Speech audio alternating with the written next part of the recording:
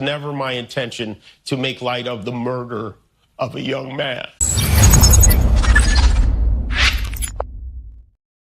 And we are live. My name is Nico Lagan, and I'm too conservative for the conservatives. My co-host Rob Ambrose, not woke enough for the liberals, so we are the Political Orphans. Make sure to like this video, and as always, we want to hear from you, so leave a comment in the comment section. Here are the top stories of the day. Instead of apologizing on his show yesterday, Jimmy Kimmel played the victim. Canada launches the Voluntary Assault-Style Firearm Compensation Program. Today at 8, we are joined by Concordia Student Union Undergraduate Council member Anastasia Zorchinsky to speak about the anti-Semitic 25-26 handbook. Then at 8:30, Kamel El-Cheikh, the organizer of the Million People March, a man who believes that Christians and Muslims can not only get along, but be able to fight side by side to protect our children, is going to be joining us. So get your comments ready because the show starts now. Without further ado, I'm not even saying hi to Rob. Screw you, Rob. We're going to bring Anastasia on. Pow! What's going on, Anastasia? I'm all good. How are you? Good. Thanks for being here. We really appreciate you. Yeah, we talked about your video last night, and we had some pretty strong opinions. So I'm interested to hear about it, sort of from the horse's mouth. Ouch! This is how we start, huh? Hey, the horse. Well, it's a saying. I'm not calling her a horse. Although I don't know. Like, you seem like you're probably like of an age where you might not know that's a saying. So yes, I wasn't calling you a horse. All good. So, as you can see, it's a pretty laid-back attitude. So you can say whatever you want. We're not going to get offended. Just so you know, I'm in Montreal too, so I know Concordia very well, and I understand that our university, especially in Montreal, are extremely woke, extremely woke. But this, I got to tell you, surprised me. This really, really surprised me to have a handbook that is filled with how to protest, free Palestine, people with masks protesting, telling you how to deal with getting caught. Very, very interesting. How to shut down classes? That's fucking wild, man. That's what you do. That's your only job, is educating people. Literally. And it's been a long time, right? I'm 43 years old. It's been a long time since I've been in school, and goddamn, what the fuck happened over the past 20 years? What happened? Yeah, because I remember I took some class. I never finished, but I remember I went probably 15 or 20 years ago. I might have been kind of woke, but not like this. That's pretty wild. I agree. Yeah, it's really surprising for me too. And I've been here for 3 years, and it's just getting worse and worse every day, honestly. Where are you from? So my family is in Ottawa. I'm originally from Israel, but I live in Montreal. I go to school in Montreal. But you speak French, right? Because I detect kind of a French accent in the background. You don't? You're faking it! I think the Israeli accent kind of sounds French to my ear, at least. Yeah. So because we were watching, the clip that you made last night, and I was like, wow, like whatever your feelings on Palestine or Israel or whatever this issue is, you have to recognize that this is a highly divisive issue, and there's a lot of people on the other side who fundamentally do not agree with you, and there's going to be a whole lot of Jewish students. So these are going out to every single student, including the Jewish ones. How can that be allowed? So yeah, absolutely. So I can go into it. Basically, this handbook is allowed to be distributed to 35,000 undergraduate students. And like, no matter what your opinion is, like, honestly, it doesn't even matter, because this handbook should not even convey an opinion. This should be a piece for people to just literally write notes, like be aware of events, be aware of their resources. And that's really it. But instead, it doesn't even have Canadian flags, no Canadian holidays, no religious holidays. It's really unfortunate, and it mentions Nakba Day on May 15th, and that's fucking wild, man. It doesn't mention Christmas or any holiday, but it mentions Nakba Day, and it also mentions Naksa Day on June 6th. So, is there anything on October 7th? So they wouldn't go that far, would they? Because that would be. So actually, yes. I have it right in front of me. They do. Yes. No. Yes. Yeah. Yes. That is. Yes. Wild, I have the pictures, so. Yes, I will bring them up. If you don't mind showing us, Anastasia, just no, I have them. I have them. Okay. we spoke prior to this, so I made sure I had them all. But if you give me a second, I will bring them on the screen. I redid the video you made yesterday, and I added that one because that one was ridiculous, absolutely ridiculous. So I'm just gonna find it because you sent me a bunch of pictures. I remember what it actually looks like. I think it's right here. How Yep, do you? it's page 32. So Do you give me have a it queued? second. Oh yeah. It was just a matter of finding it because, like I said, she sent me a bunch of stuff yesterday. It's just a matter of finding it, and it is 32. Yes.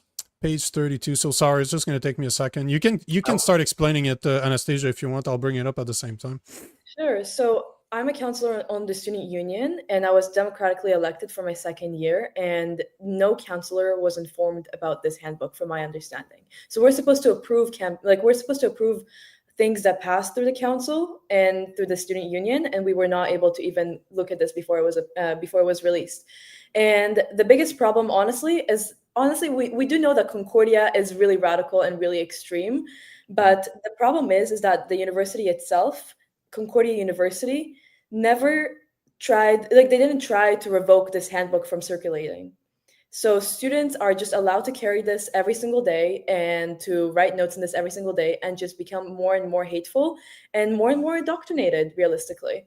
So yeah, on October 7th, I have it right in front of me here too. It says a walkout staged by Solidarity for Palestinian Human Rights, ACPHR, at Concordia is met with a very large police presence of both Sûreté de Quebec and SPVM officers. A walkout, you can tell just a walkout. Why did you choose that day to walk out? Yeah, you know exactly why they did, but they were clever because right?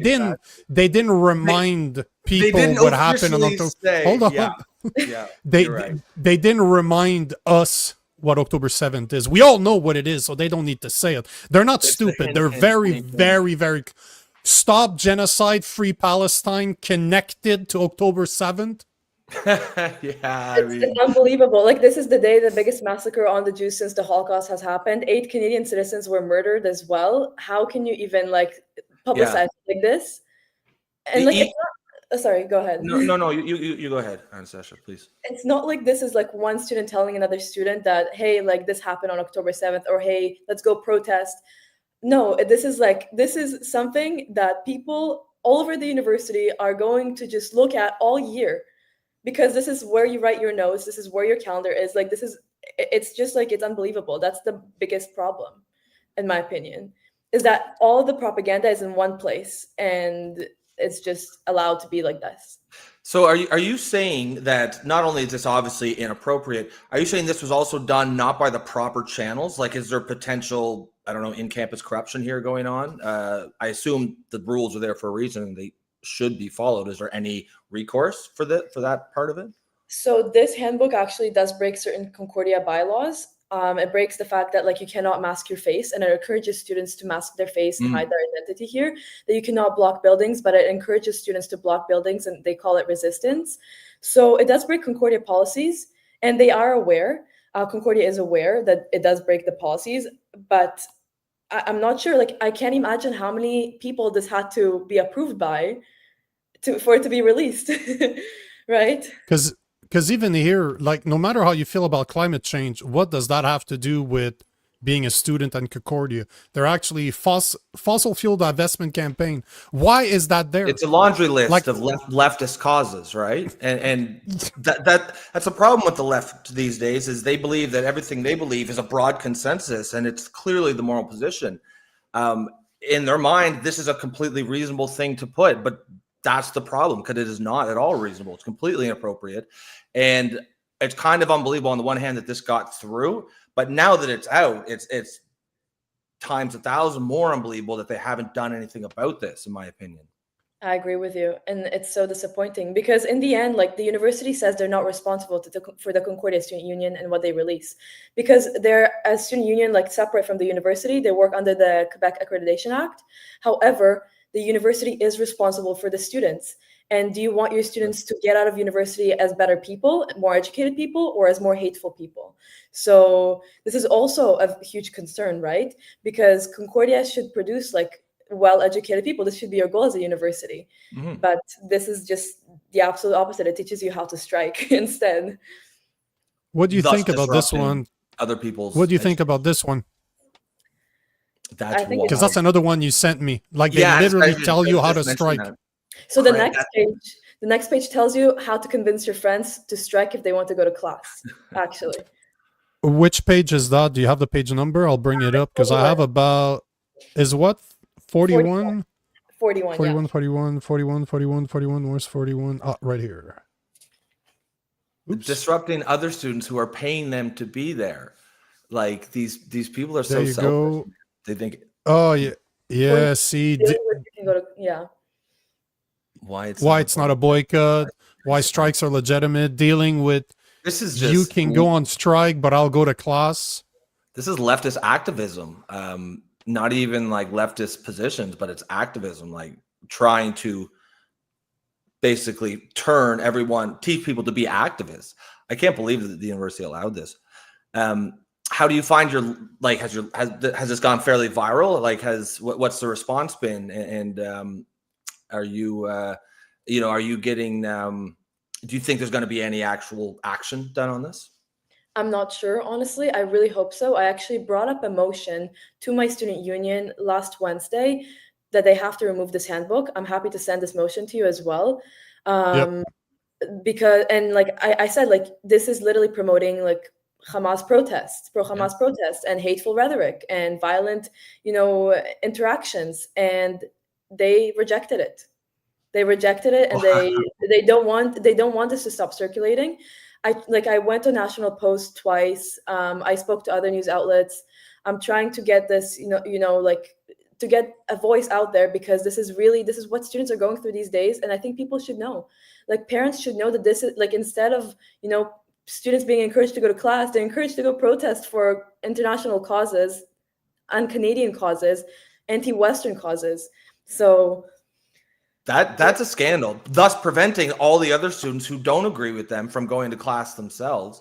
I cannot believe Concordia is allowing this. That's their entire purpose, is to educate students, and they're encouraging other students to disrupt the education of other students. Is this a surprise for you, or is this sort of what you expected? I'm surprised that Concordia realistically is not doing anything. I mean, I'm kind of surprised because they always say they're not associated to the student union, but the fact, like, this information, this type of information, this like super, extreme left information has been like posted here and there on social media all the time. But this is like a resource where all of it is in one place. And I would expect that like it would be like a shock and the administration would say no, but it said yes, and apparently. So yeah, I mean, when you're responsible for 35,000 students, or actually the university itself is 45,000 students with graduate students, and I'm sure they're also allowed to pick this up and read through this. It's just really unfortunate. And it's also, I'm also Jewish and I'm also Israeli, and it's really sad to see that this is also discriminating against certain people with certain beliefs. What went through your mind when you saw this? Because what we're showing now is the front and the back. That's a student handbook. Like, what went through your mind when you saw this? Because if it wasn't written in smaller letters than "Stop the Genocides" all over the place, I wouldn't have known that this was a student handbook. I would have thought this was a propaganda, like a Marxist propaganda, like the Communist Manifesto or something. Exactly. The manifesto, the Communist Manifesto version 2, 2025, basically. What went through your mind when you saw that? Literally that. I thought, okay, this is horrible. It looks like Hamas's education department made it. Like, actually, it's unbelievable. When I saw that, I was like, okay, we must do something. I don't know what, but this is not okay. Because also, like, I have a certain bias that I don't really try to bring to the table when I see these things, like my identity. But like the fact that this is just so anti-Canadian, so in your face, yeah, it's just so anti-Canadian. It's so hateful. Like, why is there like nothing to support actual like students? Like, why is there nothing to support like what students are going through, like food crisis or like housing crisis? Maybe there's 1 or 2 pages. Instead, there's just like pro-Palestine propaganda. I You go ahead. Like, Nico. I'm a Christian. I'm not Jewish. I'm not Palestinian. I'm Christian. And this type of stuff bothers me. And I would say the same thing if it was filled with Jewish propaganda. If it was filled with Christian propaganda, it would drive me nuts just the same. We're supposed to live in a country that's secular, that religions are not pushed by everybody, We but don't you have the favored right, ones. Yeah. but you have the right to your freedom. I don't see it here. This bothers the hell out of me. I got to ask you a question, and feel free not to answer it because it is a controversial question. So if you want to step out, I get it. I'm not going to push it. But I was looking yesterday, and it says that Concordia, out of the 35,000 students, so we're not counting the undergrads or the people that are actually teaching, the teaching aides, there's more than 10,000 of them that are international students. Because again, I come from Montreal, so I know that we're a very big international student town. Do you think that has anything to do with this, considering where a lot of the immigration is coming from and a lot of the international students are coming from? I'm not sure. Honestly, I'm not sure. Because I'm not sure. I think it would be an impact. Like, I think it's influencing this rhetoric, like this pro-Palestinian rhetoric, of course, because I don't think Canadians themselves, like many Canadians at least, would stand up and start protesting for Hamas values or like any hateful, I don't know, like pro-Palestinian values out of nowhere if nobody really drove this like agenda. Mhm. But maybe there's a big chance, right? Yeah. Because as I said, I'm from Montreal, right? So I've seen those protests. I had friends over from Virginia last summer because I spent half my time in the US, half my time here. But we went to the restaurant. We got caught in a pro-Palestine protest right there, escorted by police, and my wife's with us and my buddy's with us and his wife, and he's like, bro, don't do anything, because I record content for a living, right? So I'm the type to start taking and go record. They're like, can we just go? Don't do it, but can we just go? But that kind of proves my point, right? One night off. Yeah, can we? But this is exactly what happened, and they weren't like, we're talking like I think it was a Saturday night, probably 11 at night, 12. It wasn't like middle of the day. People are actually sleeping.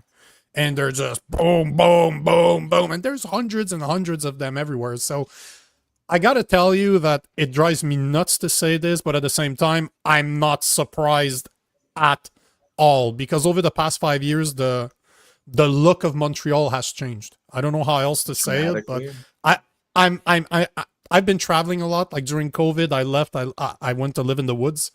And then I traveled the US for 3 years in an RV. I came back. I'm here with my wife, and we're going to places we used to go, and we're like, damn, am I still in Montreal here? What the hell is going on? So I'm not surprised to see this, but it does bother me that it happens, though. So that's all I wanted. It was more of a rant than a question. I do. Guys, we're talking to Anastasia Zorchinsky. Sorry if I butchered that. She's a Concordia student who has been pretty upset about the new student union handbook has put out. It's got some pretty aggressive leftist propaganda, and that's what we're talking about here today. Anastasia, I was going to ask you, so you've been this is your third year, right? Yes. No, Okay. fourth year, actually. Sorry. Okay, wow. So were you there? Was that your first year when October 7th happened? It was my second year. Okay, so you even have a before and after. So that's even perfect, because the question is, since then, and even before then, have you noticed, I mean, obviously this is a pretty anti-Semitic move by the university, but have you noticed in a personal capacity, anti-Semitism has gone on the rise? Have people treated you different if they found out you were Israeli in a way they would not have pre-October 7th kind of thing? For sure. Like, there's no question. There's absolutely no question, for sure. And a lot of Israeli and a lot of Jewish people who are not even Israeli are scared to say that they're Israeli and scared to say that they're Jewish. Wow. And for me, like, for sure, like I was just normally telling people, hey, I'm Israeli, like on, before October 7th, like, and it was okay and everything was fine. But like nowadays, first of all, like people know me because I'm on the student union. I also opened an Israeli club, like all this stuff, like I stood up for my peers. So they know me, but you even see like the atmosphere on campus. You see posters everywhere, like all this like Marxist stuff and all this pro-Palestine stuff all mixed together. only Palestinian flags. Like on October 8th already, like there were people protesting like around Concordia, and then on November 8th we set up a Shabbat table for the hostages, like to commemorate the hostages, with empty plates and empty chairs and everything, and people, like there was a huge riot at Concordia, and we were like attacked. Like actually a Christian guy was punched in the face during that riot at Concordia in November 2023. So you definitely see a big change. And the reaction from the university has been very unfortunate because they choose not to do anything about it. They just allow it to happen and allow it to foster. And it's really the fostering ground. Even if you know Sami Doon, the terrorist group. So Charlotte Cates used to go to Concordia, and she mentioned that Concordia actually inspired her to open Sami Doon.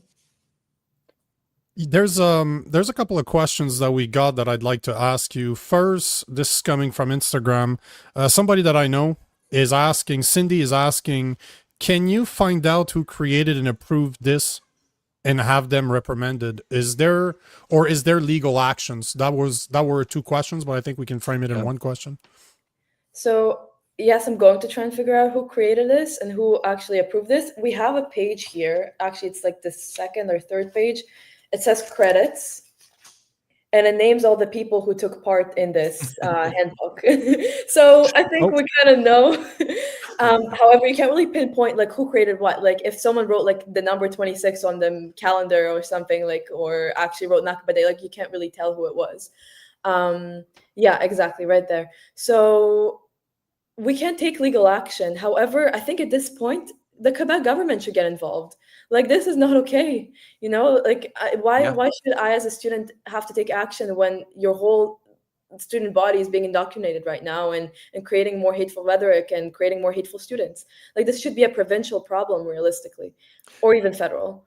It sounds like an epidemic of anti-Semitism. And I know that lots of Jewish people, I've been hearing them and seeing them on social media talking about this like it's a real thing. I think there's a general consensus in the public that this is not some right-wing boogeyman or something.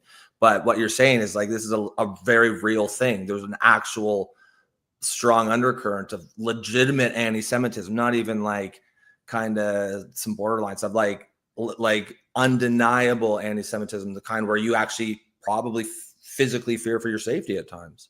Yeah, for sure. Because you never know. Like, it really takes one person to do something bad. That's all it is, right? Yeah. You know, I don't want to sound bad here or judgy, but look at the names. Like, you look at most of the names. Them. I know what they look like. Purple hair. What are the pronouns? They, them. No. Forget that part. Like, they do have the pronouns in that portion, but I mean, you look at a lot of the last names.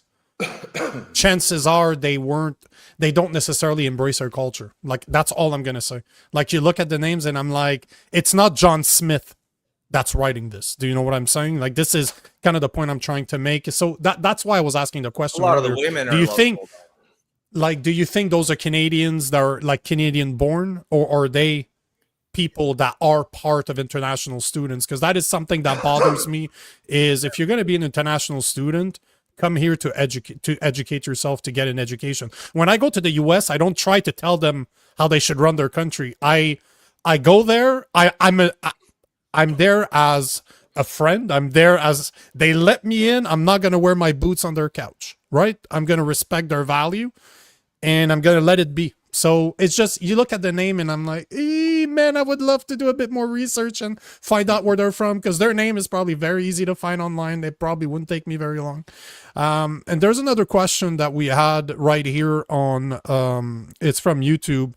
I would like to ask Anastasia what she thinks of Carnage, that's Mark Carney, or Mark's Carney as I like to call him, announcing support for Palestinian state yesterday at the UN. Yeah, well, it just creates a worse situation for everybody here. It honestly just legitimizes terrorism. How are you declaring a state on an undemocratic territory? Like, Hamas is ruling Gaza and the PA is ruling the West Bank, which didn't have elections like in the last decade or two. And it's just going to create a much worse environment for everybody in Canada. For everybody. Like, honestly, it just amplifies the voices of the people that are waving terrorist flags on our streets and burning Canadian flags and just disrespecting this country. By the way, I said I'm Israeli, but I'm also Canadian, and I'm very proud to be Canadian. And it's unbelievable, really. And it also creates a rhetoric that like Israelis and Jews, because Israel is the native land of the Jews and it's majority Jewish people, it already creates that hate towards that demographic of just Jewish people. So by legitimizing a state that's basically not real. Not legitimate. Yeah. Not legitimate. Yeah. That's how it is. That's what it is. They're not. But yeah, that's I mean, I probably figured that was going to be your answer, but yeah, I mean, I think, we've talked about it before. It's an unforced error, an unforced diplomatic policy error. He didn't need to do it. There was no need for it. It antagonizes our best our trading partner. There's all kinds of reasons it was really stupid, but I have another video that he said yesterday night at the UN that's even worse. He's basically, I'm going to paraphrase because I'm going to play it later, but he's basically he's basically saying that although we know that Israel does not want to recognize Palestine as a state, Canada, we will recognize them as a state. That's basically what he said. He even quoted them. So it's like, there's a reason why. Of course there is, but he also admitted that he is separating from the US. So all the stuff that he's saying to antagonize the US, to antagonize Israel, to antagonize Russia, all conflicts, like, no disrespect, Anastasia, but one thing that I say all the time is I don't care what's going on over there because it's not about me. Like, I have 25.5% of households in Canada can't afford daily necessities like food. This is where my problem is. What's going on overseas in the Middle East where I have no power? It's not that I don't care. I care about human life, but what do you want me to do about it? I'd rather we stop sending all our monies overseas and take care of Canadians. It's not that complicated, really. It's not that complicated, but I'm racist for saying that, so it's okay. No, I actually really respect what you just said, because I don't think, like, we should support people, obviously, but it's also, like, none of our business what's going on there. I'm Israeli. I care about it. That's my business, right? It's not supposed to be the business of every Canadian to care about Palestine. Right. And it's like, what are you doing? Like, you're asking this university to divest from its ties to Israel that are, I don't know how much they're worth and how much of a difference they're going to make for you. But like, it's like wasting everybody's time. It's wasting everybody's energy. As you said, they're protesting at 11 p.m. every night. Not every night, but every week. It's basically destabilizing this country from within. 100% agree. It's destroying the social fabric. And sometimes it makes you wonder if it's not on purpose. I'm not one that wants to believe our leaders are intentionally harming society, but sometimes I wonder. I mean, Nico does. He's There's like, literally a tinfoil hat right there. Yes, I do believe that it's done on purpose. Anastasia, I want to thank you for coming. I want to thank you for sharing this. I will share the credit because there's a few people that I work with on Instagram that they're Jewish, and she will do the research. The person I'm thinking about, she wants the picture about the credit, so I'm gonna send it to her. If you don't mind, I'm gonna send it to her, and she'll do the research and she'll let me know what she finds. But I'd like for you to keep in touch if there's something, if you have an update, if something moves or there's something that you want to come on to talk about, just let me know. Like, you have my email address, feel free. I like to have guests come back and tell us what's going on if there's an update, so feel free to do so. But I want to thank you for taking the time today. Thank you for being here. Thank you for having me, and amazing. I'll definitely keep in touch. Thank you so much. Yeah, thanks for your time, Anastasia. Enjoy the rest of your day. There you have it. Yeah. No, it's pretty wild stuff, man. I think she's right. I think the government of Quebec should get involved. It sounds like not just the kind of like anti-Semitism where someone draws a cartoon of a guy with a big nose or something, which, okay, yeah, it's anti-Semitism, but like, grow up a little bit too. But this is actual, like we said, right? This is actual anti-Semitism. If it was about Christianity the same way, it would bother me. If it was about... if it was Israeli propaganda, I'd be just as like, what the fuck are you doing? Just because it's such a clearly hot button issue. There's extremely strong opinions on both sides. And there's a large number of people on both sides. This idea that one side is inherently correct in their position, that it should be put into a student handbook that goes to every student. That's nonsense. So the only reasonable thing to do is just leave all that shit out of the student handbook. You don't need to go there. Have Christmas, have Thanksgiving, maybe a Canadian flag or something, maybe something patriotic, or you just don't be actively hating on the country that you're living in, right? It's fucking wild. It's I'm happy, you know what? I'm happy that she took it that way. Because I kind of, you know, I'm not shy about my opinions, and I don't really care who's there. I'm going to share them however they feel about it. That's on them. But I'm happy that she agrees that it's not our problem. Like, it's her problem because she's Israeli. So it makes sense that it doesn't matter where I would be in the world. If I was in the US, I'd still care about what happens in Canada, right? Yeah, because it's still the country where I'm from. It's home. And it's perfectly reasonable and fine and appropriate for her to be an Israel supporter and to go out to protest support of Israel and, you know, do all the legal political activism that you're allowed to do. That's completely reasonable. But like you said, I like how she doesn't expect the rest of us to care, because I don't. I just really don't. And no hard, like, I understand perfectly why she would care. If I was Israeli, I would care as well. Like you said, it's always your country of birth. But I mean, the way she described it, that's how the democratic process is supposed to work, right? Yes, you have your opinion, I have mine. You know, it's not that yours is wrong per se or inappropriate. It's just, it's different from mine, and, you know, maybe there's more of us or something. But like, everyone's cordial and they understand. Whereas the leftists have turned politics today in, if you don't believe what I believe, you're immoral, you're unethical, you're a bad person, and therefore anything we do to you is justified. And that's, you know, now you're seeing, I mean, that buddy who shot up the ICE thing. So now there's this string of leftist, left-wing violence, like going back, at least 3. There's Charlie Kirk, there's this guy, and there's the trans shooter. That's 3 weeks worth of leftist violence. Like, it's starting to feel a bit like a trend. Just today, so let me show you this. This is funny because it just shows you the state of mind of people. But this happened today. I posted something on Substack.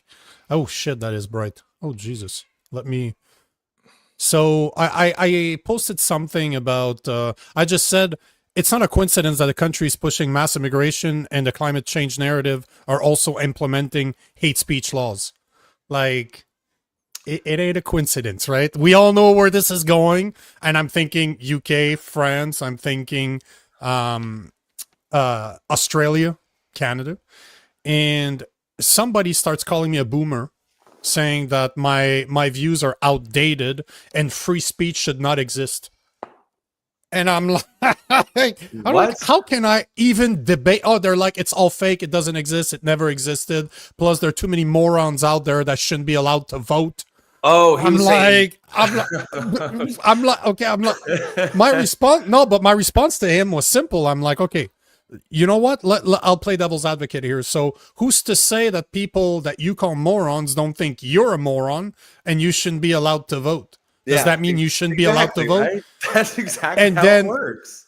And then his answer is because I said at the end, because he's just babbling and he's not saying anything, he's just attacking me personally. I'm like, you know what? Enjoy living in your echo chamber. Peace. And he's like, God doesn't exist. Shut up, boomer. You NPCS. I don't know what the hell that means.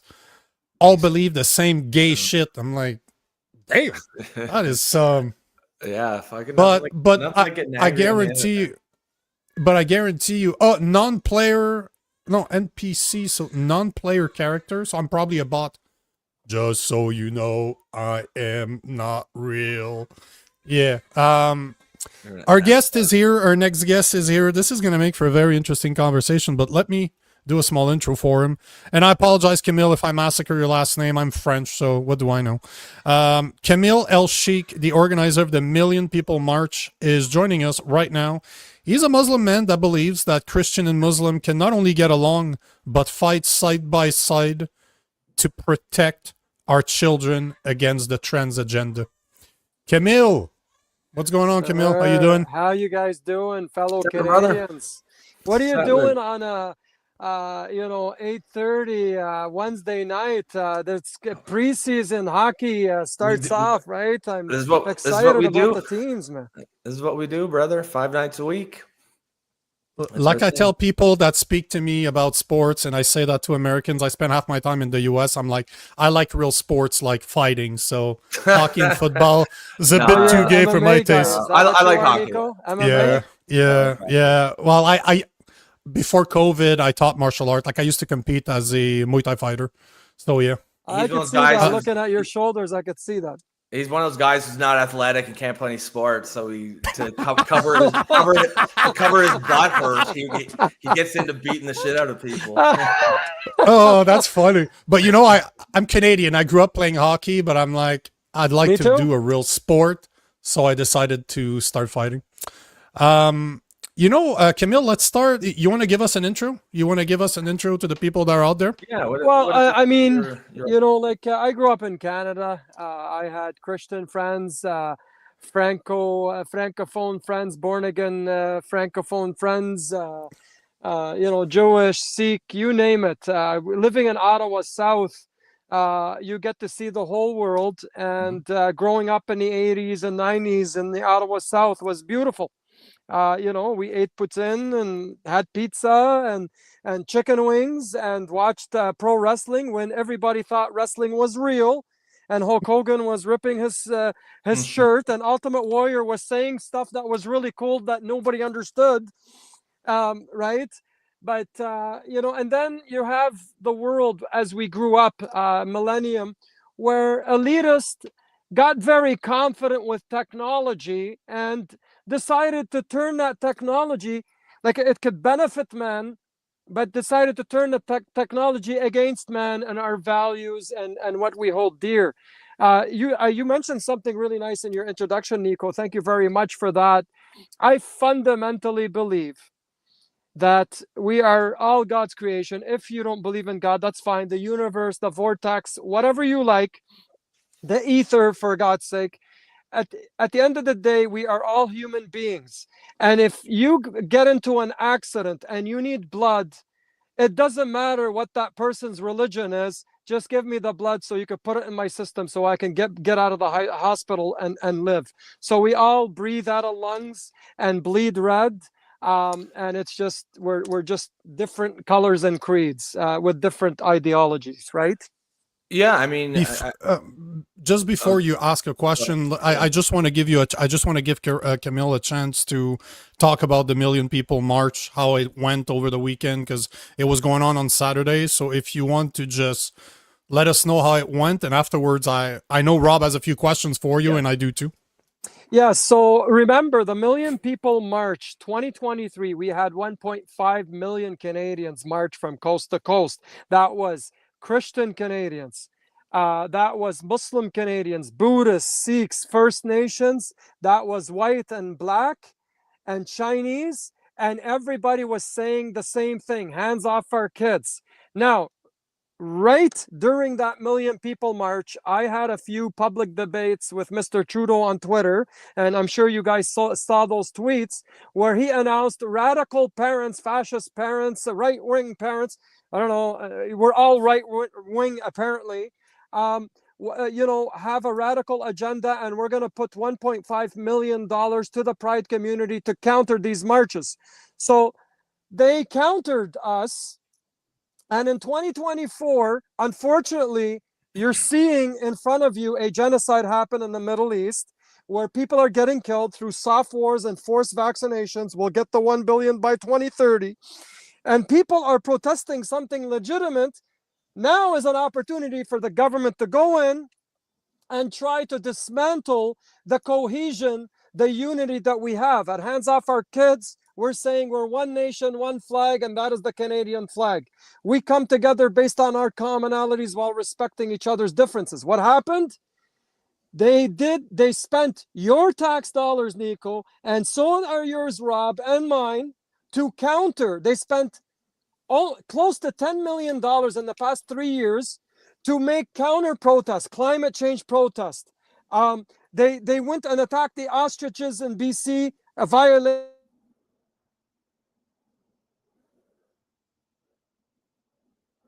We lost him, right? I think he froze. I imagine he'll probably jump back on in a second. CSIS is listening again. Huh? Yeah. Yeah, they don't want us to have this conversation. I mean, I want to see where he was going. I agree. He was pretty animated. I was interested. Into it. I was into it. I was kind of mesmerized. I had a big bong rip just before the show, and I'm just like really into this story, and then froze. He did have a good conversation when I was on a meeting. There you go. Are you back, Kimmel? Hey, we got you back. You're back. Yeah, I think I'm back. Excellent. Yeah, I'm on the road here. Yep. Sorry, I just got out of a Zoom call, and this phone is 24/7. Sometimes I'm on my laptop or my studio back home, and I can get on there. But now I'm parked, so I can get on the show. I was excited to come and talk to you guys. Sorry. Nice, yeah. No, we're having a good time. We were just saying while you're gone, I was like, wow, I was really into that story. But I was, I feel like your recollection of your childhood, and I think we're probably all about the same age, late 30s, early 40s. Yeah, I'm 45, so 1980s. Yeah, okay. So 1980, exactly. Grew up in that era, and because that's also my recollection of it. It seems to me, and perhaps there's some nostalgia or rose-colored glasses, but it does seem to me that back then it was a multiculturalism that worked for everyone. And I feel like your experience as, I assume, the son of immigrants, or were you born here? Yeah, son of immigrants. Okay. So obviously I was also born overseas, like at 5 years old. My dad was going to come in the 70s. I would have been born in Canada, but he changed his mind, rejected his visa. His sibling came, and then we came when I was 7. So pretty much grew up here, right? 40 years in Canada. And it sounds like you fit in, and clearly I'm sure that you guys retained like some important parts of your homeland and your culture, but you also seem like you grafted on to Canadian culture. I could picture having a beer with you, and we'd probably have a lot to talk about, that kind of thing. That's what being in a society, a multicultural society that works, to me, that's what that is. And that's my recollection as well. However, there's the perception out there that that's not necessarily the same one there. And I think this is causing some of the issues that we're all here to talk about. Do you feel, my question for you is, I guess, as a young immigrant, and frankly, the way you tell your story is sort of like the Canadian dream, right? That's the Canadian immigrant, the Canadian immigrant story that we all grew up with back when I believe, like I said, we had a multiculturalism that really works seemingly for everyone. And it seems like there's a little more friction now. There's the perception that the numbers are so big that perhaps they're not vetting as well as they should be, or there's also absolutely no incentive or push or whatsoever to integrate. And so you almost have parallel societies forming, societies within societies that kind of rip apart the social fabric. And I'm not saying this is factual. I'm just saying there's the perception out there that this is the case. And I guess my question to you is how do you stand, I guess, on all of that kind of big picture, but specifically, how much do you think any new immigrant, do you think there's responsibility to somewhat integrate within Canadian society? Absolutely. Okay. You'd be surprised what my answer is to that. Okay. Look, this is by design, okay, that we have mass immigration. 2 million people coming from India is a problem not only for Canadians and Canadian immigrants that assimilated. It's a problem for Indo-Canadians that say, you know what, this is embarrassing too, right? And a lot of them are good. Don't get me wrong. I'm not here. This is not here to bash a certain a culture over another. This is not what this is about. Immigration, Canada relies on immigration, so does the US and other countries. And Canada, the earliest immigration were the Francophones that came, and there was First Nations here, there were Germans, there was Dutch. Muslims came here about 120 years ago. Chinese came about 100 years ago. And that's what you had as the melting pot, where we came together based on our commonalities while respecting each other's differences. Exactly. I'm a practicing Muslim. I have best friends that drink. Like you're saying, you'd have a beer with me. I'd be like, I'd love to go out with you, buddy. I can't drink, so I'll leave that for Nico, for you and him to drink. But I will come out with you and watch a hockey game and have a pizza slice and a can of Coke with you. So that's the difference. And that's okay. Everybody's okay with that, brother.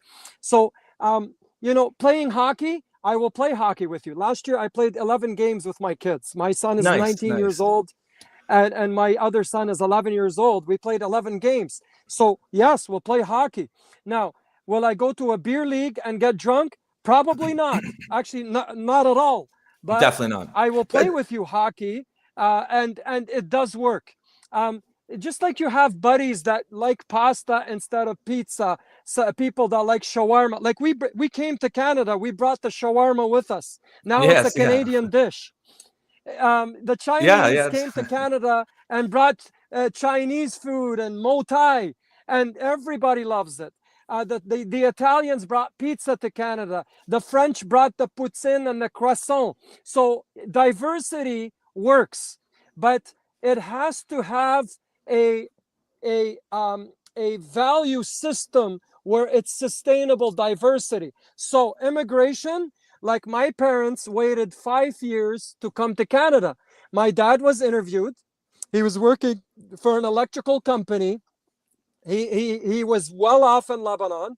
My mom, 8 kids, a very good person. They're very devout, good citizens. And they said, let's come to Canada. And they had to wait 5 years. They did the interviews, no criminal record. And guess what? 35 grandchildren later, all tax-paying citizens, me being leader of Hands Off Our Kids and the Million People March, contributing to my country.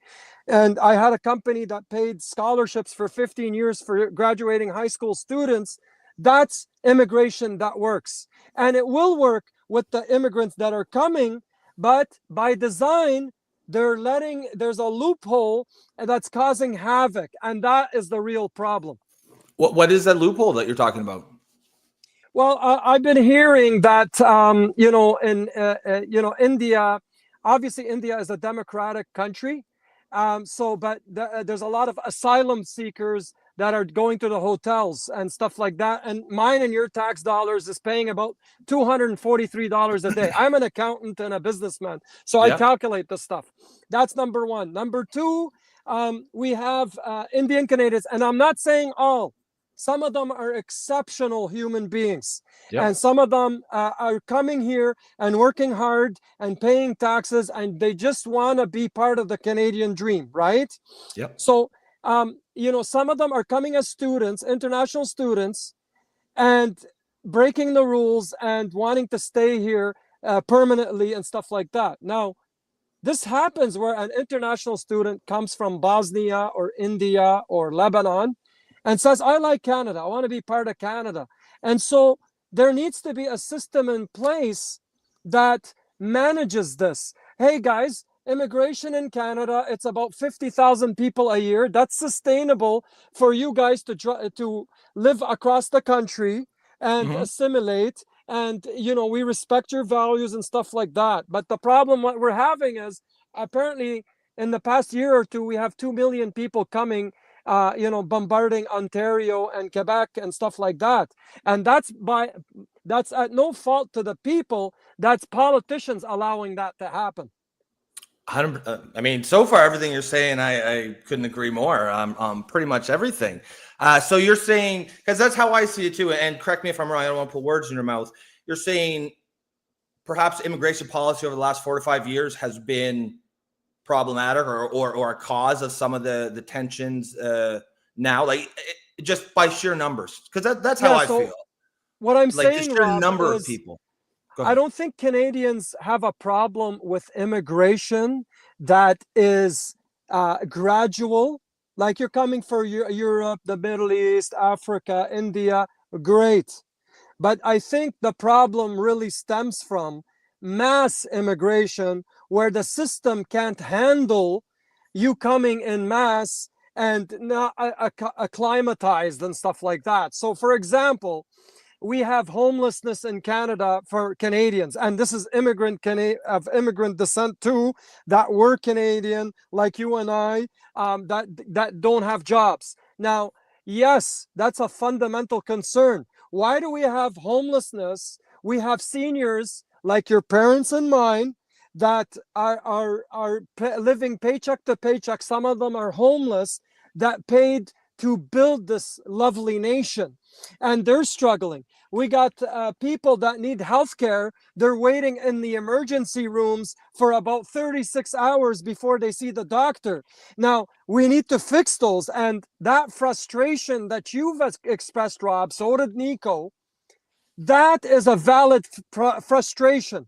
But it's also, I think, meant by the powers that be to have friction on each other. We're focused on each other, while the real problem is the foreign policy and the public policy of macroeconomics of the politicians allowing this havoc to happen when they can just do it the traditional Canadian way that embraced immigration. Rob, are you fully Canadian, or do you have German blood in you? Do you have Greek Orthodox? Sure. Right? Yeah. So so this is, you're an immigration that works. I'm an immigration that works. Maybe Nico has Italian roots, or no doubt he whatever it does. is. No doubt. Right? Yeah. So immigration, for it to work, it can't be chaotic. It needs to be screened through testing and Properly visas. vetted. I had to take a needle at 7 years old. They gave me a needle, man. Right? And they checked our immunization. Are you going to come and be sick and use the health system and bombard it? Or are you guys perfectly healthy? That's how you screen immigrants, right? And then you ask, like they interviewed my mom, and they said, so what are you doing? She told them, I'm a stay-at-home mom. I'm raising 7 kids because I have a sibling. The 8th one was born in Canada. I was 7, right? And she said, no, I cook, I clean, I teach them with their homework and stuff like that. They asked my dad, so what kind of work do you do? Okay, can we get some papers from your employer? Yeah, he's at an electrical company. Okay, this is legit. 5 years later, we get the visa, we're in Canada. Actual vetting, right? That's what I think we all think the vetting process looks like. It feels like that's probably not being done that way these days. It just seems that the pure numbers. The numbers are coming in. That it's not. Oh, yeah. So you would know for sure. So it's not. Yeah. So, I mean, that's a real problem. Now, we have a question here from Alberta Nan that actually I was going to ask you myself. She says, Kamel, as a Muslim, can you offer insight into the prayers happening on the streets? We've all seen videos of like shutting down Bloor Street so that people can pray. And I'll just full disclosure, I'll tell you my position. To me, I think, why can't you do that in your mosque? I would be opposed to Christians doing it too, or any religion. I'm not a Christian, by the way. I was told you're agnostic, I think, by Nico. Agnostic, agnostic is probably the best way to describe it. But I grew up in the church and I understand spirituality and the need for it. I think we all, I'm not going to go down that rabbit hole, but I think we all have that God-shaped hole in our hearts. You believe in God, you submit to a higher power. So that's a very good question you asked, Rob. In public demonstrations, like for example, the Million People March, we shut down all the streets, and I allowed the pastors, 700 of them, to pray on the hill, because the pastors, that's what they do. Now, also, Muslims pray 5 times a day, and it's morning prayer, Dhuhr, Asr, Maghrib, and Isha. So they're 5 daily prayers, and Muslims, they put their head on the ground so they can submit to the God of the whole world, and they have to be done on time. That's the only reason why it was done. But to shut off a street, that's a valid concern. Pray on the lawn somehow. Let's figure something out. But in the Million People March, we had cooperative praying. We had the Buddhists meditating. We had the Muslims pray on the hill. We had the Christians, say the grace or whatever that's called. I'm sorry if I get that wrong. And we had a cohesive, let's come together and pray for humanity. So I understand why it might intimidate some people, because we are all, oh my God, 9/11, ISIS bombing buildings. Well, that was a inside plot to get people to be scared of Islam. There's 2 billion Muslims in the world. Every fourth person you meet is a Muslim. If each and every one of us thought the way that the media portrays Muslims, then we're in deep trouble. There's also 2 billion Christians in the world. So Oh yeah. Look, I know there's lots of modern Muslims. I've met them. I think we all know them. You sound quite modern. I think it seems though, to some extent, that the ones who are more fundamentalists seem to have the spotlight or the microphone more often. yeah, I mean, obviously people like me, you like me because It's not I'm newsworthy. trying to protect all of hands off our kids, the Yes. children, founder of the Million People March, and I had a lot of help doing it. Okay. Yeah. I love our nation, but that's what Islam teaches us. It's submission to God, serve your fellow Canadians.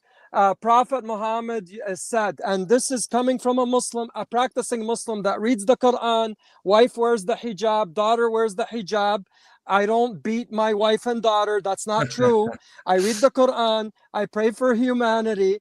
Prophet Muhammad says a person is either your brother in faith or your equal in humanity.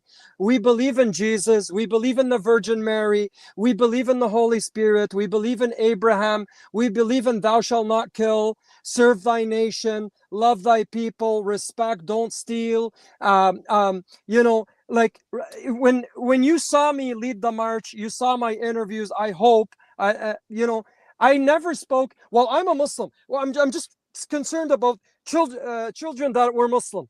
What I said is we're concerned about all of Canada's kids. And as a practicing Muslim, it's my duty when I see oppression to say confront oppression without fear.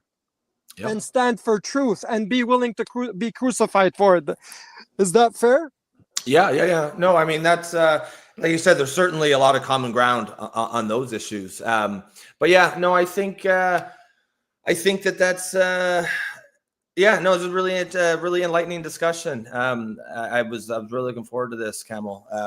Was there any questions you had? So if anyone's wondering, Nico did have I think he had an issue with his son. I think he's fine, but I think they're going to take him to a hospital to be sure. Oh my God, is that why? Yeah, so that's why he left, and he texted me. So he didn't just leave in the middle of the show.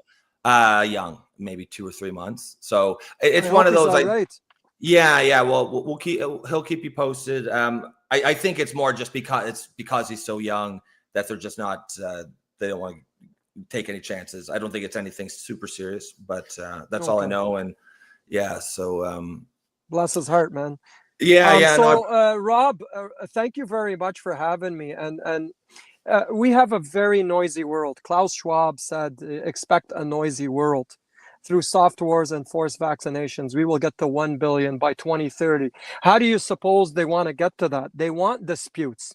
They want our white fellow Canadians to feel like the white fringe. I supported the convoy, and I'm Mediterranean skin. I'm not black. I'm not white. I'm not yellow. I'm not Asian. I'm Mediterranean. So I felt a little left out. They called me the white fringe by standing up with the truckers. And that, you know what I mean? So they want people to constantly defend themselves if they're Francophone or if they're English or if they're Christian. You know what? We're in a time where let's talk, let's spread love in a time of hate, certainty in a time of uncertainty. Let's keep our values intact. Let's protect Canada's kids. So every September 20th is the Million People March for all of Canada's children, because we believe that Canada's parents have every right to parent Canada's kids. And this is why we're well received. And, we encourage all of you to come and volunteer with us. So we're a very welcoming bunch. Yeah, no, I appreciate that. I appreciate the time, Kamel. This was a great conversation. And I'm sure Nico will keep you updated on the situation there. But we'd love to have you back sometime. Thank you. I look forward to it. God bless you. Thank you, sir. Yeah, you as well. All right, guys, that was Kamel El-Cheikh. I got it wrong, but yeah, no, I mean, I see a lot of the questions like, I'm not going to ask him to explain jihad. That's not what he's here. That's not. I don't do that shit, man. That's Nico. If he's here to talk about the march there and protecting kids and shit like that. And that's always, I'm always going to have that conversation. I didn't. There's a couple other ones. Wise guy, he says, what is this thing about Islamic extremists? I'm sure he doesn't agree with them. He doesn't seem extremist to me. He's a moderate, obviously. Just you can tell that by listening to him. So you already know the answers that he was going to give to a lot of these questions. Does he believe apostates should be murdered? I would say not, probably. But just asking them is kind of, I don't know. That's not my style. I'm just here to shoot the shit and talk to people. I'll never be hired as a real journalist. Yeah, Robin. I think all is well. I literally, he just texted me as that was going on and was like, got to take the kid to the hospital. I'll let you know later. So, fingers crossed and I guess prayers. But no, Tabby, I'm not carrying the show. I'm going to sign off here in a few minutes. That ain't my thing. I told Nico, I'm like, man, I'm just the eye candy. I'll just come on the show and talk about whatever the fuck you want to talk about. I don't even know the topics until I sit here and with you guys. I'm not carrying no show. I'll answer whatever questions we got. Yeah, and I'm hitting the bricks. I got a spaghetti made anyways. But what do you guys think of that? Just a lot of questions I'm just not going to ask them. Yeah, Pam says, thank you, Kamel. Yeah, I thought he was a cool guy. I thought he seemed genuine to me. He seemed authentic. I liked him. To me, he seems like, again, the Canada he described when growing up in, where multiculturalism seemed to work. That's the Canada I remember now. Am I looking back with some rose-colored glasses, perhaps? But that's what I remember as Canada. And I don't know, like I've got a 15-year-old son now, and that's not the Canada that he knows. He's probably more like politically aware than the average 15-year-old, but I think he senses there is a tension. And I think, frankly, me and Kimmel also agreed that comes from not immigration. We need immigration as a country. And frankly, being one of the top 3 or 4 countries in the world that people want to go here, that is a massive, massive advantage, like a strategic advantage. It could be our best one if it's utilized properly. And you utilize it properly by bringing in the highest quality people, educated, skilled, or young families. Because I don't need to know anything else about you, but if I know you have a wife and kids, you've got a family that you care about and you want to take care of, I got a feeling like mine and your interests are going to be aligned. That's the immigration system that we grew up in, and it worked then. And I think anyone over probably 30 remembers when it worked. And now, there's always the expectation that new migrants would assimilate, as Kimmel agreed that they should. That's why, I asked him, do you think they should? Because I would flat out disagree if he said they shouldn't. There has to be, it has to be a meeting halfway. Yes, bring your culture, bring your food, bring your dress, bring your traditions. That's all cool, man. You can leave the female genital mutilation, cousin marriage, and stoning to death of women. But leave that there. Leave your tribal battles that have been going back over the same patch of swamp water for the last 2,000 years. We don't give a shit about it. We don't need to know about it. It's not don't bring that shit to Canada. But yeah, like I said, it seemed like there was back then there was expectation that you did have to assimilate somewhat into Canadian culture. And I think Kimmel's a perfect example of that. He plays hockey. Like, yes, he won't go for a drink after, but you could sit and talk with him. Like, he watches the same shows. He understands what it means to be Canadian. And that's what being Canadian is. That's shared commonality. That's a cohesive social fabric. But that's not what we have now. Now we have societies of people who, like in Brantford, where you have basically societies within society. People come and there's no expectation of assimilation, and they're coming in such huge numbers that they're just all the new migrants are congregating together and creating, again, parallel societies within society. And that's just a disaster. That's just destroying the social fabric of the nation. And it isn't the immigrants' fault. It isn't the Indians' fault. It's just there's so many of them over here. I would do the same thing if I was, thrown into a country where I didn't really speak. I couldn't really communicate that well. And, I would find people like, if there was a Canadian community, I would go join it, obviously. But the point is this is all downstream of bad policy, bad immigration policy. It seems like me and Kimmel more or less agreed on a lot of things. I think, I think that, again, like I said, it's a huge strategic advantage to be one of the few countries that people want to go to, but you completely throw that away when you just throw the door open and allow anyone in to knock. We have 300,000 asylum seekers just on the waiting list. That is garbage, man. Asylum is not meant to flee poverty. It's not meant to flee, well, I'm just poor. I'm from a poor country, so let me in. No, that's not how asylum works. It is like a direct threat to your life because of war. There's probably, and you also have to declare at the very first country you come to. So just geographically speaking, there should be no more than 5 to 10,000. There just aren't that many true asylum seekers out in the world. But what Canada does is just say, yeah, they come on in. They put on a waiting list. They don't even get heard for 2 to 3 years. Meanwhile, that costs $85,000 a year to the government. There's 300,000 people. Multiply that by 85,000 a year. I don't know what it is, but it's really high. And at the same time, I see veterans living in the street. I'm a veteran. I see homeless people out of control. I live in New Brunswick. We've never had homelessness like I see it in the last 2 years, 3 years. You got 10 cities in fucking Fredericton, New Brunswick. That is insane.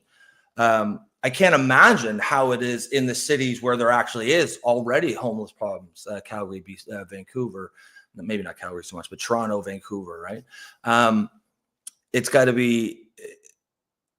So my point is there's all this suffering of Canadians and whatever that money is that's being spent on fake asylum claims. And a lot of times they actually get denied because they're not legit, but we have this crazy system where you have to see every single one. There's no ability to just quickly say, no, this is clearly on its face fraudulent. So, hit the bricks. We'll take every single one, and most of them do get denied. But by now, you've been here for 3 years. You get put up in a hotel. You have been paid probably a decent amount of money that you can send back to India. So even if they send you back, it's all good. Meanwhile, we're on the fucking hook for it. We have veterans in the streets and 10 cities in fucking Fredericton. That just doesn't seem right to me. But that's just me. Sorry, I can tend to go off onto rants. Do you think the pilot program in Nova Scotia will fail? What is the pilot program? Oh, is that the hate crime thing that we were talking about the other day? Because yeah, it's in Cape Breton. I think they were going to roll it out, right? Yeah, I don't know. It feels like the mood has changed. It feels like a year ago, 2 years ago, 3 years ago, absolutely that would go through. I think anti-woke liberal describes me well, but there's a lot of us. There's a whole lot of like liberals who are like, no, wait a minute, I'm a liberal because I grew up believing that gay people should be able to get married, women should be able to do what she wants with her body, to an extent or to a point, what have you. Core liberal ideas, women's equality. I never believed that meant that men can become women or men can give birth or women can have a penis, right? And then once I started to be like, well, no, I actually don't think people who are born male and go to jail for rape, I don't think they should be placed in a female prison. And yet that's happening everywhere all over the West. There's a dozen or so cases in Canada alone where male rapists are being placed in female prisons because they claim to be a woman. I don't believe that they should do that. And then all of a sudden that makes me far right or whatnot. So sorry, I know that was a bit of a rabbit hole. The point is back to the pilot. I don't know. My point is people are turning against this shit, and you can call it woke, but we all know what I mean when I say that. There's a lot of people turning against it, and it feels like this kind of shit, like hate speech legislation. I think is going to feel very obsolete in a very short time. Same thing as how we're going to look at transitioning children. I'm not talking about adults, but teens and below, as the same way we look at lobotomies today. Just this sort of, what the fuck were we thinking? Why did we take medical advice from WPATH, which is an activist group? There's no actual doctors that it's not a doctor-led organization. It just named itself something that sounded like it. And based on that, we started cutting feminine gay boys' dicks off and telling young women who present with autism at extremely high rates. And like, none of this. So the women, first of all, something like 70% of trans dysphoric teenagers are women. So right away, that tells you there's some bullfuckery going on, because if it were truly, no, I guess not. I guess some diseases or whatnot can affect one sex or the other differently. But the point is, you would expect to see a little closer to 50-50. However, the numbers of autistic women, like really, really high, way higher than the overall general public. And no one stops to think, well, wait a minute, autistic people are kind of almost naturally inclined to think there's something wrong with their body. They seem like they'd be uniquely susceptible to the message that there's something wrong with your body, that, oh, you're born in the wrong body. And no one seems to ever have taken that into account. I hear story after story of detransitioners who say none of these kind of questions were asked. Something like 85% of women who identify as men were sexual assault victims, childhood sexual assault victims. Nobody stopped to think to say, you know what, that's a really high number. I wonder if there's a correlation. Could maybe the fact that they were sexually assaulted at a young age and they blame their female sex for that? And it's not that they don't want to be men, or it's not that they want to be men, it's they don't want to be women. And that's clearly a horrific reason to put a young woman on testosterone and cut her breasts off, her healthy breasts. So I think that, I think we're going to see in even a couple of years, we're going like, what the fuck were we thinking? Guys, I don't even know how we got on this topic. I'm just ranting at this point. I had a big bong rip for the show. And this is basically, I just, when I'm baked, I just go down rabbit hole after rabbit hole after rabbit hole. Yeah. Medical malpractice or felony, Oliver Ruff says. Yeah, I mean, it's one of those things where it's like, what did Stalin say? It was like 10 deaths is a tragedy, 1 million is a statistic or something. It's just, it was such a, it was bought into by so much of the medical establishment. Like, it was so big of a scandal that I think it probably will be on some way kind of swept under the rug or something. Like, I don't think any doctors are going to go to jail or be, lose their license for prescribing gender affirming care, because it was, it still is in some places considered the, when I say so-called gender affirming care, I mean, putting kids on hormones that their body aren't designed for, and telling, boys that they're women, telling girls that they're boys. Seems like all we're doing is teaching kids to hate themselves and their body. Kids are extremely susceptible. If you start telling them that they're born in the wrong body, they're going to believe it. And then when they echo it back to us, we say, oh yeah, see, you're trans, let's cut your breasts off. And I've seen, there's thousands of detransitioners who are 20, 21, 22, who are speaking out now about the horrific abuse done to them, that say they were never trans. They were confused kids. And they now, to some extent, they're pick up the pieces where they can, but their lives are ruined. I don't know if you spend any time on social media, like Richie, who had his cock and his penis and testicles cut off when he was 17. How do you come back from that as a young man? He's detransitioned. Now he's a man. I think he's in his late 20s now.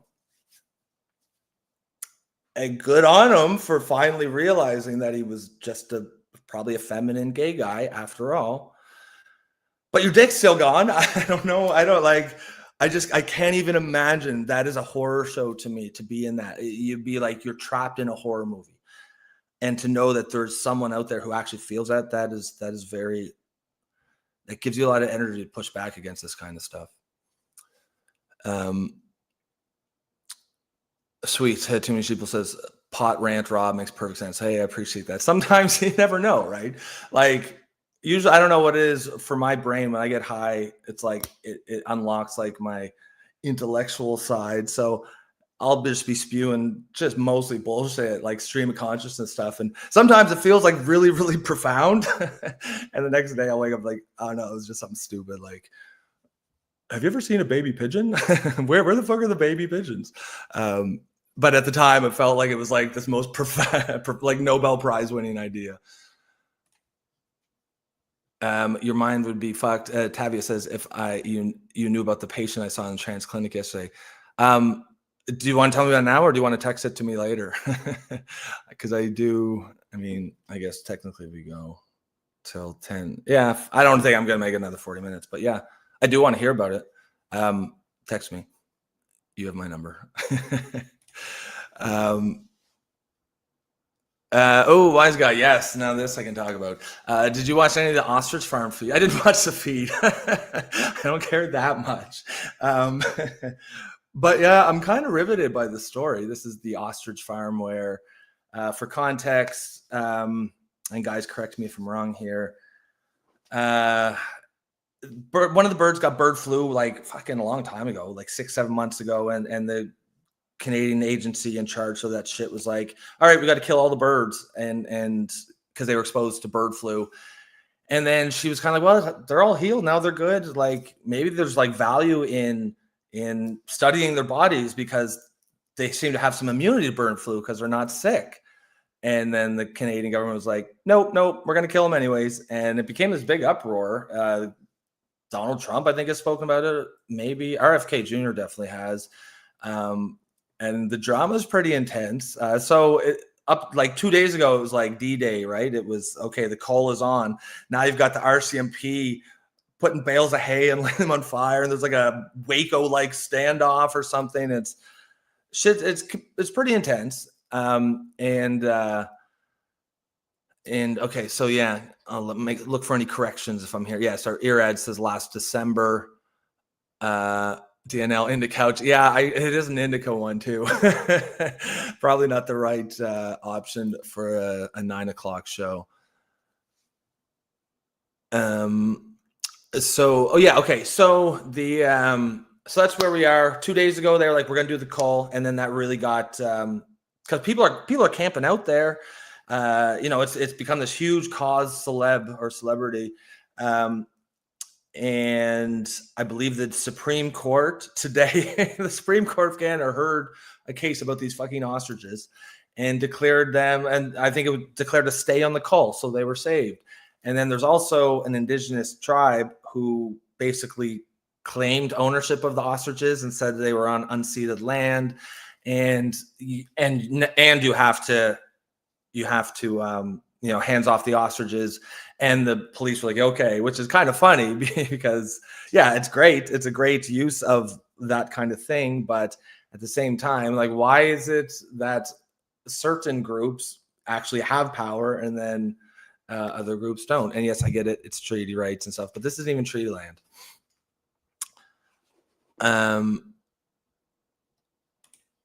Wise guy, Rob, when you get sick, take a few days off. Does anybody at work get infected? I mean, I would say no. Let me like specifically, what do you mean? Tavia says, let's just say this idea that people are born male or female is very false. No, I mean, not really. It is sex is a binary. People who have DSDs are not, or intersex as it's called, are not a third sex. A DSD is simply a birth defect within the sex. Just like, sometimes some people have a birth defect where they don't have any legs, but that does not mean that humans are not a bipedal species. Of course we are. The fact that some people are born with rare birth defects related to their sex, like Klinefelter syndrome, for example, in which case it is a male. Or sorry, no, I believe Klinefelter is for women. The one for male is, or the famous one that the athletes use is alpha something like alpha reductase 5-7 or something. I'll look it up here. But what it is these are men who, I mean, Tavia, I'm not lecturing you. I know that you know all this stuff. I'm just giving context. Men are, they have internal testes that will give off testosterone when they hit puberty, but their penis doesn't really develop, and it looks like a vagina. And especially when first born, it very much looks like a vagina. You could imagine in a third world country, or like a South African rural village where Caster Semenya was born, a doctor might have thought this was a girl. But of course, once you hit puberty and you get all the male sex, secondary sex changes, you're going to know. Like Caster Semenya knew that he was born male. Caster Semenya is the famous female athlete who won gold medal at the 800 meters in 2016, I believe, Rio de Janeiro Olympics. But he was just a man, just a dude with a micro penis. That's all he was. People with 5 ARD, they are male in every way except without the penis. So they have male testosterone levels. They have male bodies. And when you looked at Caster Semenya talk, yeah, it was a dude, right? My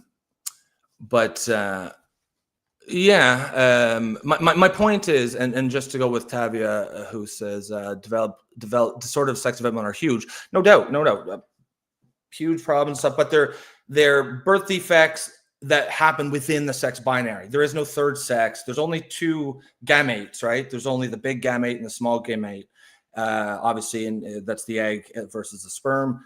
This is a third sex would have to have a third gamete, and someone would have to explain how that works. Clearly, we know it doesn't. The sex is binary, and the fact that some people are born with birth defects related to their sex that make it ambiguous, or even some of them are chromosomal, that does not mean that, broadly speaking, the human species is not a binary sex species, which of course we are. This kind of stuff, Oliver Ruff, I don't know. Does Viagra give women? Oh, yes, it does not. It does not. Wise Guy says, how would you like it, Rob, if you got sick and got better, but the government ordered you to be cold? 1984 is coming. Yeah, I would hate it. What do you mean? I wouldn't like it at all. No, I don't want to be killed because I got over this. So this is back to the ostrich thing. No, I'm on full like team ostrich, man. I think it's ridiculous. I think there's probably a lot of scientific value in studying these birds because maybe they have some sort of immunity. And that's why the reaction of the Canadian government to be like so aggressive in wanting to kill these ostriches, I don't understand it. To me, it seems like you would want to keep them around. But either way, they're clearly not sick anymore. This has been since last December, as I believe Wise Guy said. And Tavia says, I'll blow your mind later. All right, I'm looking forward to that. But yeah, sorry, I got distracted. Yes, no, I wouldn't like it. I would not want to be cold. I would not want the government to kill me after I recovered from a disease or a sickness. I don't know why they would do it. I could see if they were sick, right? But like if they're clearly not sick because it's past. It was almost a year ago that they first were exposed to it. It just seems like the kind of thing like government decided to do it. No one really thought about it. And now you just have to go through with it because you already decided it. Like no ability to kind of say, wait, was this a good decision? Logan says, sure you are, Rob. LOL. Do you mean sure I am? Looking forward to getting my mind blown later? Yes, I am. But I mean, again, strictly like actually just the conversation we're having. I don't want it to seem like it's anything untoward. Oh, yeah, I know. He says, I'm poking fun at you, Rob, not you, Tavia. Yeah, no, he knows. They all know. Yeah, I mean, Arid says, cures cause Big Pharma to lose lots of money. I mean, I generally am not conspiratorial, but that doesn't strike me as that crazy, right? That Big Pharma would do shitty things, and it would be in their interest to not cure some diseases. Like, I don't think there's necessarily like, well, there's probably at least one or two people who's consciously deciding, to like squelch research on things that could provide cures for things, but are cheap, like would not make them any money. But they wouldn't have to, like, it's not like there's some evil CEO who's like pulling the plug on these promising research projects that are gonna give us cures for no money. It's that that research is just never done in the first place, right? There's no incentive to do it. And so those kind of drugs just don't get researched. Now, would you go as far as like, could they be putting pressure on the Canadian government? I mean, I don't know. I guess it goes to how deep the rot goes, or how deep you believe it goes.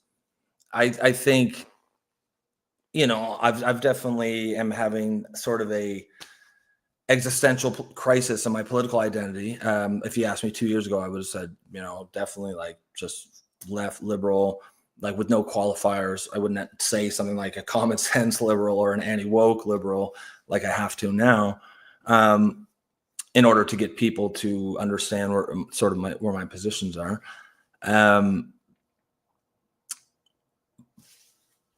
But one of the things that has, like, I probably trust the government more than the average righty, and I don't trust the government at all. But I'm still not at the place where I can accept that the government is actively trying to harm us, or they're, that I have no doubt that the pharmacy companies would do that. Maybe I trust the system too much. Honestly, I don't know. I don't know what I believe about a lot of shit anymore, guys. Stop bad dreaming. Wise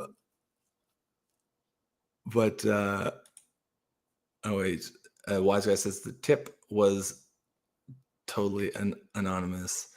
Are we talking?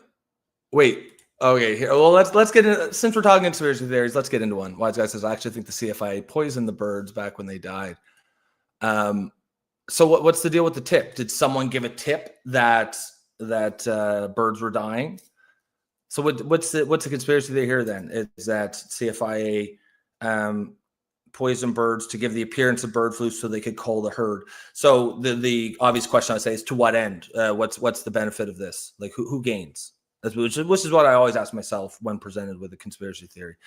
Who gains? Is it plausible to me that someone would even give a shit about this? And if there is, how plausible is it that a conspiracy of this big could be kept under wraps? That's why, like, I don't believe the moon landing was faked. I just think it would be really, really difficult to conceal that kind of a conspiracy theory for so long. Tavia, anonymous tip, glory hall joke. Yeah, and just the tip. No, that was not where I was going. Get your mind out of the gutter, because that's not what I was saying. Wise guy says, you're not where Nico and I are yet, Rob, but you will be. Yeah, I mean, I honestly don't even feel like I've changed that much. My core values haven't changed. It's just the left has gone so far to the left that it's pulled the center over, and now I'm either at the center or I don't know. I don't even know. It's all a mess.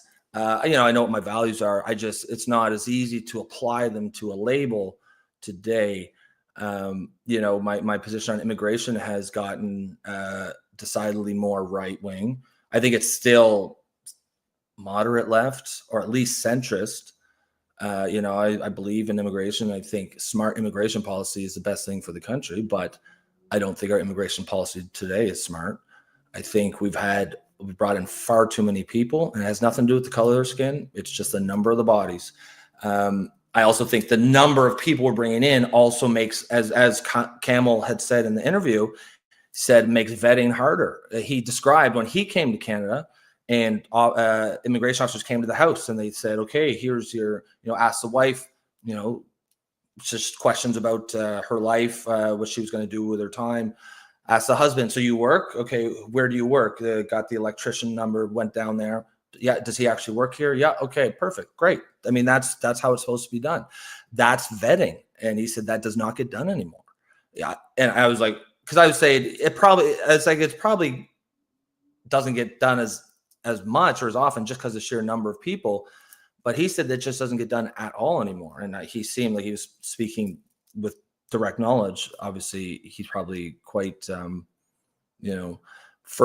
firsthand experience with the immigration community. So, I mean, he would know. And I mean, to me, that's the kind of immigration policy we have. It's bad for everyone. It's bad for Canada. It's also bad for immigrants. It's unfair to the ones who, probably the most patriotic people I've ever met throughout my life have been immigrants, right? Those are the immigrants you want, who know what they have here, who appreciate what they have here, and are integrating with the community. They're like Cameron was saying, he could go and you could talk. I feel like he wanted to talk hockey. I don't know if I know about hockey. I know Max Domi missed camp today. That's it. But if I did, and so in that way, he's more Canadian than me, right? But that's the kind of that's the product of the kind of immigration system that was in place when I was growing up. And again, it was a multiculturalism that seemed to work. I think we can get back there. I think we just have to smarten up our immigration policy, but we have to be able to talk about it, right? We can't. How can we ever hope to get on the best policy of an issue if we can't talk about it? And for the last 5 to 10 years, the left has said anyone who has any criticisms of immigration policy is just a racist. And that's bullshit. And we need to push back against that sort of nonsense argument, because there are plenty of legitimate concerns, and it has to do with infrastructure. It's impossible not to notice that at the same time as immigration shot through the fucking roof in 2020, that wait times at the hospital or healthcare or to see a doctor. I don't have a doctor. I haven't had a doctor in like 5 or 10 years. All that has got exponentially worse. And it's not crazy to think, I wonder if there's a connection, and it's not even hard to see the mechanism. More people come in, more people need to use these resources, but we're not really funding our healthcare system nearly to be able to keep up with the increased number of people. So again, it's not their fault. It's the fault of the bad immigration policy. But now we're all spreading the same resources, healthcare resources, educational resources, infrastructure resources, all of that stuff spread out among far more people. And a large number of those people have not been paying taxes their whole lives. And that's not fair either.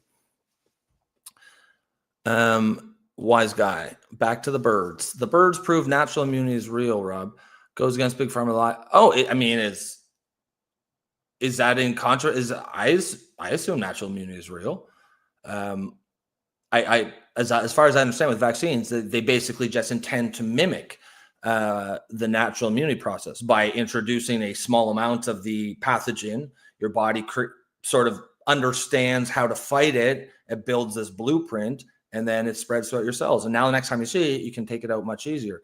As far as I understand it, that's how both vaccines and natural immunity work. The mechanism is different, of course, but you are supposed to end up in the same place. But I did not know that it's controversial. Is someone saying that natural immunity is not real?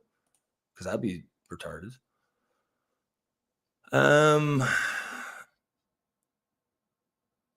Okay, yes, Oliver, yes, he's just spouting nonsense. Get me off my game. Budweiser, yeah, I remember those commercials.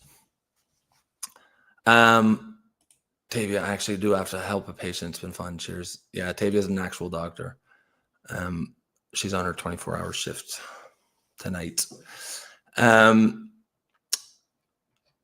But yeah, this is also true. It's also impossible not to notice Singh Hortons replace all their white Canadian workers. Well, especially if you have, like I do, a 16-year-old son.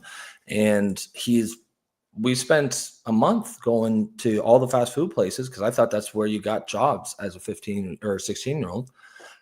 Nothing, not a callback, not anything. Eventually got a job up at Sport Check at the mall, but like, those are important jobs, man. Like we don't need to be bringing in people from India or any country to work at Tim Hortons. There's, especially not with a youth unemployment rate of 15%. How many wealthy, successful adults have a story that started with a job at McDonald's or Tim Hortons? Like you learn some really important life skills that will help you your entire life. to take those away from our kids to give to any foreigner, just because Tim Hortons gets a credit for it and they don't pay as much in salary, that's not right. We shouldn't put up with that. And, because I hold that position as a liberal, then I'm not a liberal and I'm a far right Nazi, according to the left. But yeah, obviously that's a nonsense argument. Okay, guys, I'm going to pin it. I think, 20 minutes earlier. Like I said, I'm not the prepared guy. I just show up and talk. So I don't have anything else to talk about. We will keep you posted about obviously Nico. I mean, I'm still waiting to hear. Hopefully all is well, but you guys will know by tomorrow night. Anyways, folks, it was a lot of fun. Hopefully you like the interviews. I actually thought I really liked that first one. It's pretty wild, some of the shits that's going on. But other than that, guys, we'll catch you tomorrow night. Same time, same channel. Peace.